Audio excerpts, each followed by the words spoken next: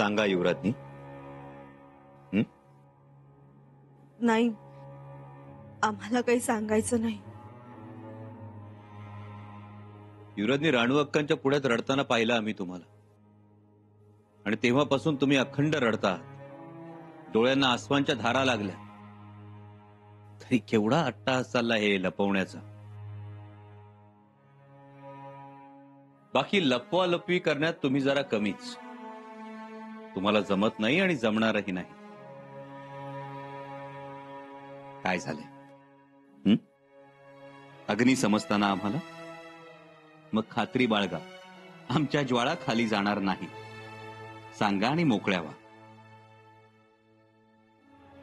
युवराज, तुम्हाला मोहिमेवर जाता येणार नाही.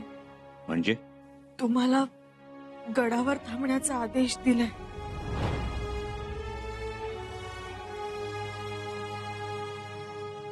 आम्ही मोहिमेवर जायचं नाही, गडावरच थांबणार. युवराज, आम्हाला क्षमा करा. हा आदेश आम्हाला तुम्हाला सांगावा लागतो, पण ऐकल्यापासून आम्ही खूप अस्वस्थ होतो. नाही नाही, साहेबांनी असा कसा आदेश दिला? ते येसू, तुमच्या ऐकण्यात काहीतरी गलती झाली असेल. आबासाहेबांनी सांगितलं असेल वेगळं आणि तुम्ही ऐकलंच वेगळं. युवराज, नाही, आम्ही आबासाहेबांना भेटून येतो. युवराज, आपण जाऊ नये. आबासाहेबांना खूप त्रास होईल.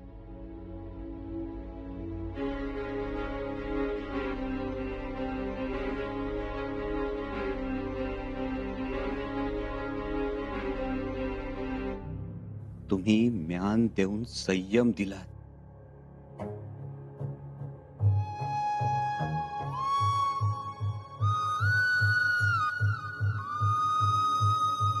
आणि आमच्या आबासाहेबांनी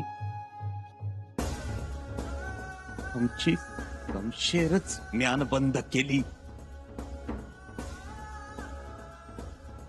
आता आम्ही तक्रार करायची कुणाकडं आणि कुणा विरुद्ध?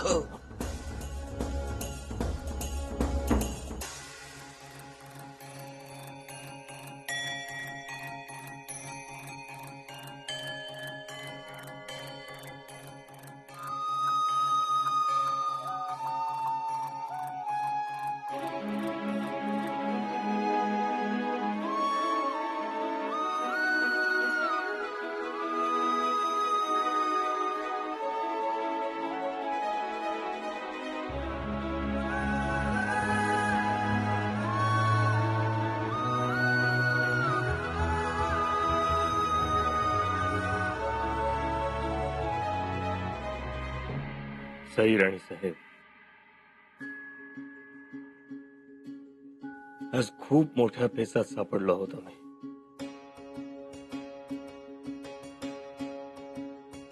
शंभूराजे आम्हाला किती समजून घेतील किती नाही आम्हाला ठाऊक नाही, पण सई तुम्ही आम्हाला समजून घ्याल, आम्हाला खात्री यायची. ताई, तुम्ही म्हणाला होतात ना, तो शब्द आणि शब्द आम्हाला आठवतोय. आम्ही काहीही विसरलो नाही. तुम्ही म्हणाला होतात ना, तुम्ही लढताना तुमच्या अंगावर आलेला एखादा घाव त्या बाळमुठीनं रोखला ना, तर त्यासारखा आनंद तो कोणता? सई, आपला शंभू अगदी तसाच झालाय. आमच्यावर खूप प्रेम करतात. आमचा एकही शब्द खाली पडून देत नाही. आमच्या सुखासाठी एवढा आटापिटा करतात जीवाचा. आता देखील बघा ना, रणांगणात त्यांच्या आबासाहेबांनी त्यांची तळपती तलवार बघावी म्हणून केवढे कष्ट घेतले. आपल्या प्रत्येका मावळ्याला एक नवीन तलवार हाती दिली आणि या सगळ्या नवीन तलवारी शंभूराजाच्या कौशल्यातून जन्मलेल्या. आणि आम्ही शंभूराजेंच्या हातातली तलवार काढून घेतली.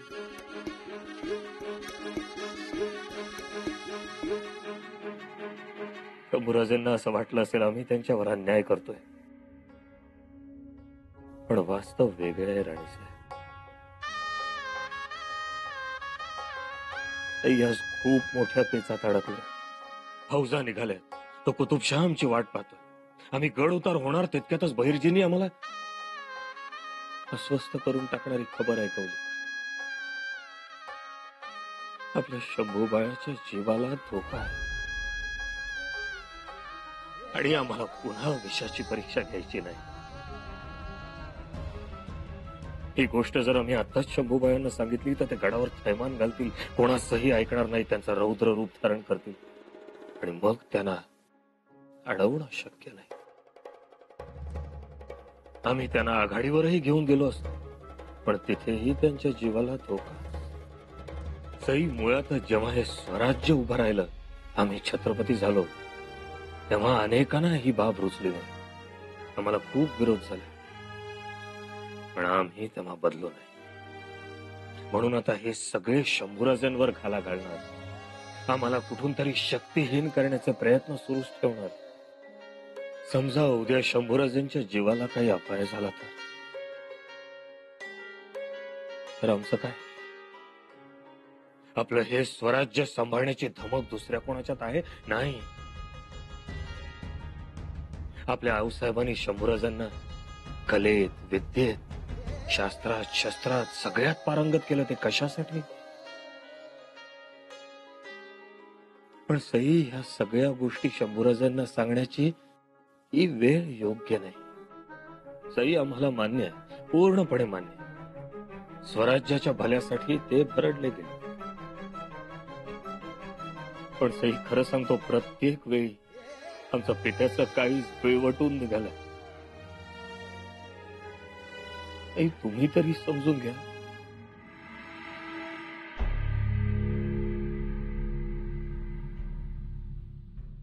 मामासाहेब, हे सर्व नकाशे दक्षिण मोहिमेसाठी आम्ही खास बनवून घेतले होते. स्थळ, दिशा, डोंगर, नद्या, ओढे, खिंड या सगळ्यांची इत्यंभूत माहिती आहे त्यात.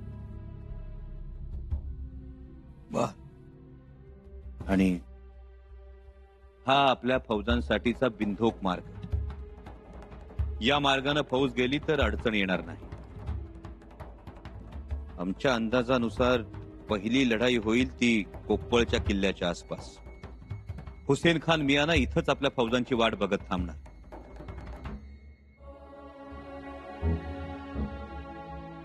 हा कोप्पळच्या किल्ल्याच्या आतल्या बाजूचा नकाशा. किल्ल्याचं मर्म कशात आहे ते यावरून तुमच्या लक्षात येईल. खोपळच्या किल्ल्याचा नकाशा मिळवला का? मिळवला. आता हे सगळं तुमच्या स्वाधीन. बरेच बारकावे आहेत त्यात. युवराज, केवढी जंगी तयारी केली हो तुम्ही. ही तयारी उपयोगी पडेल तुमच्या. मामासाहेब, विजयी होऊनच या. युवराज, तुमच्या या शुभेच्छा मखच्या कणसाला इंगळावर भाजल्यागत आमासनी वाटतात. खाणाऱ्याला गोड वाटतात, पण कणसाच्या जीवाच्या लाया लाया वाटतात. त्याच काय? छा छा छा, लई लई वाईट झालं. तसं बिलकुल समजू नका. आबासाहेबांनी निर्णय घेतला म्हणजे विचारपूर्वकच घेतला असणार, त्यात शंका नको. आपण युवराज, तुम्ही काय कमी मेहनत घेतली का? केवढी धावपळ केली, केवढ्या खस्ता खाल्ल्यात. खस्ता कोण खात नाही मामासाहेब. स्वराज्यातला प्रत्येक माणूस खस्ता खातो. तुम्ही नाही खाल्ल्या? आबासाहेब तर आजही खस्ता खातातच. ते समज खरं, पण आणि आम्ही आहोतच की मामासाहेब. गडावर विजयी फौजांनी उडालेले धुळीचे लोट आम्ही रायगडाच्या बुरुजावर उभं राहून पाहू. लय मोठं मन आहे तुमचं युवराज. मामासाहेब, आम्ही स्वतःला फक्त मावळा समजतो. आणि आमचं एक तत्व आहे, आबासाहेबांच्या समोर बोलायचं नाही. ते जे म्हणतील, जसं म्हणतील, मान्य करायचं मनापासून. पित्याच्या पावलावर पाऊल टाकायचं. त्यांनी त्यांच्या पित्याचा शब्द कधी खाली पडू दिला नाही. मग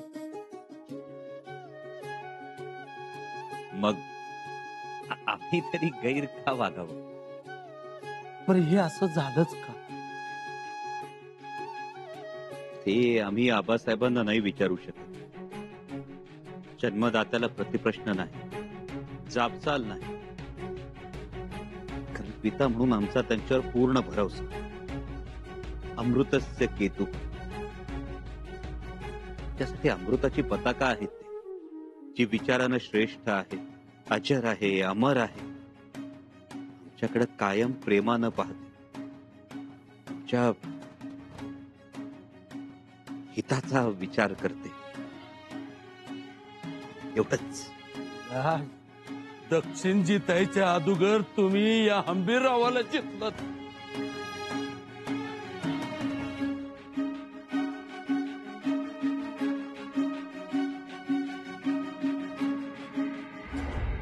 आई भवानी, ज्यांनी तुझा जळता पोत श्रद्धेनं नाचवला, त्यांच्याच माग तू निखारा लावलास. तुला दुसरं कोणीच दिसत नाही, युवराजच दिसतात. जरा सुद्धा त्यांच्यावर आनंदाचा गुलाल पडू देत नाहीस. काय करावं त्यांनी आता? कशी अवस्था झाली आहे त्यांची?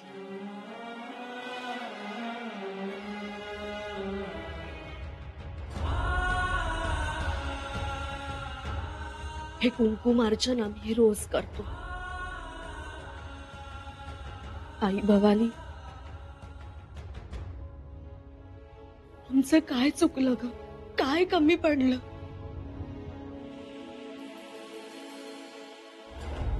तू जगत जननी, सर्व साक्षी आहेस. तुला सगळंच ठाऊक आहे. मग आम्ही काय सांगावं?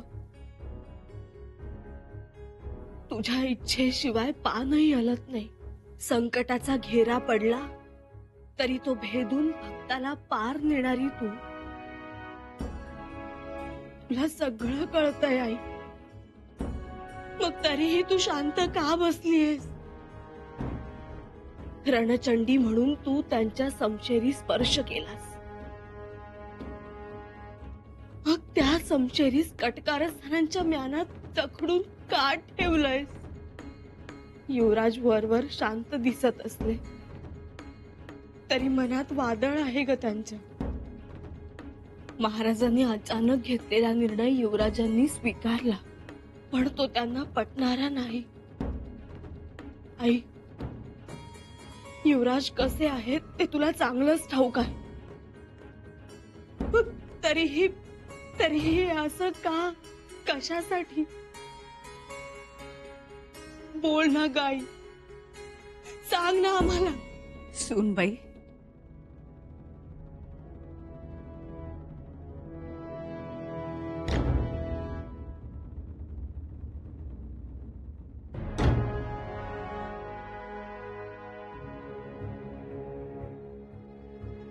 ती ऐकू न येणारे शब्द तोंडाने बोलत नाही.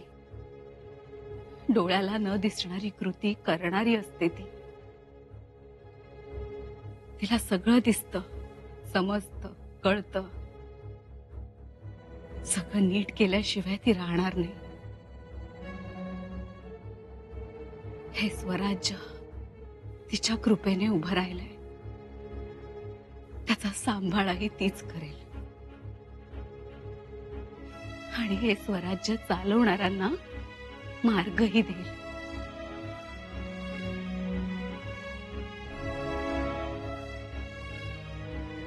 भरोसा ठेवा तिच्यावर. पाठराखीण आहे ती आपली. सगळं ठीक होईल. उचल बांगडी झाली हो पंत. कुणाची? तुम्ही रायगडावर राहता की रायगडाच्या बाहेर राहता हो? पण नीट सांगितलं तर कळेल ना कुणाची उचल बांगडी. तुमच्या युवराजांची उचलबांगडी झाली, तेही मोहिमेतून. पण ते तर जाणार होते, मोहिमेचं नेतृत्व करणार होते. नेतृत्व महाराजांनी नीट घडी घालून ठेवलं फडताळात. काहीतरीच काय बोलताय. तुमच्या शपथ. पण आपण महाराजांना सांगितलं होतं ना घेऊन जा म्हणून, इकडची काही काळजी करू नका, इकडं सगळं ठीकठाक होईल म्हणून. सांगितलं होतं तर मग असं का केलं. हेच तर आश्चर्य आहे. एवढं नेतृत्व देऊन नाचवल्यानंतर हत्यारे केली, घोड्यांना नाल बसवली, घोड्याची लीद कशी काढायची, त्यापासून रोग कसा पसरतो हे सांगितल्यानंतर, फौजेसाठी वीर रसात गाणं लिहिल्यानंतर, जय जय जय जय जय जयकार, छत्रपतींचा जय जयकार. अहो, काय केलं नाही त्यांनी. आम्हाला वाटलं होतं त्यांचं जाणं अगदी पक्क असणार, पण ते कच्च निघालं. हो ढेकूळ म्हणा ढेकूळ, पाणी बघितल्यावर विरघळलं, तळाशी जाऊन गपगुमान बसलं. तळाशी जाऊन बसणाऱ्यातले युवराज नाहीत. बघा तुम्ही, धमाका होणार. व्हायचं असता तर केव्हा झाला असता. आगीशी वात लगडलीय, वात पुढं पुढं चाललीय. दारूचा स्पर्श झाला, धमाका होणार. अहो, ते ऐकणाऱ्यातले नाहीत, ते चिवट आहेत, चिकट आहेत. ते कसं आहे अनाजी पंत, मला तुमच्यासारखं खोट्या आशेवर नाही राहता येत. म्हणजे बघा, अस्सल पिवळा धमक नाग आहे, पण त्याला दातच नाही. मग कोण त्याच्या फुतकाराला घाबरणार हो. तुम्हाला वाटतं शंभूराजांची अशी अवस्था झाली आहे? नाही. अहो, 4 वाव जवळ जाण्याची कोणाची हिंमत नाही. ते दात काढू देतील? जरा थांबा, ऐकू येणार तुम्हाला शंभूराजांचा धमाका.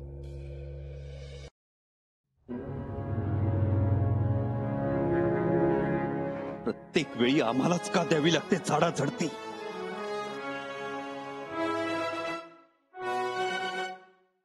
मगऱ्याची कैद, मथुरेचा वनवास, चारित्र्यावर लांछन आणि आता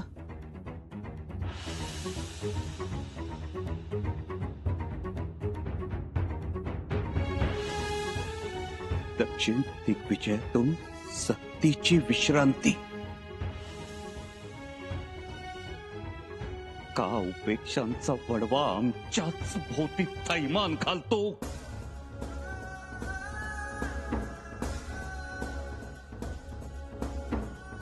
शांत व्हा युवराज, ऐका ना आमचं. शांतच आहोत आम्ही, तुम्ही थांबू नका. जा इथून. तलवारीचे हात खेळू नका युवराज, शांत व्हा.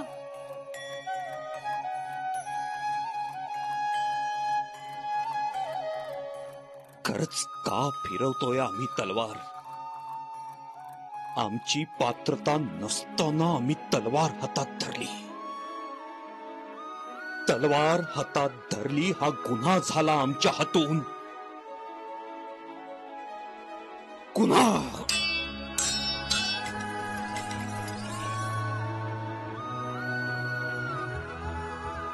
हा हात गुन्हेगार.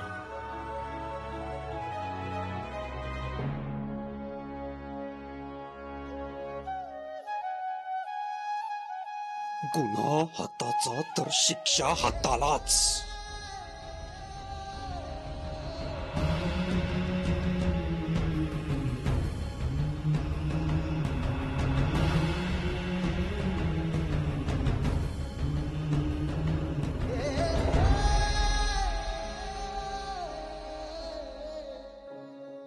शंभूबाया, काय करता तू?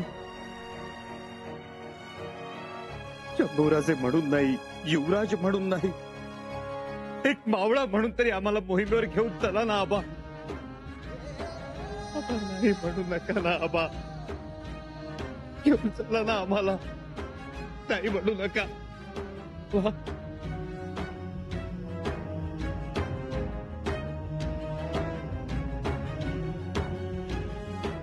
आप्पा चला ना घेऊ आप्पा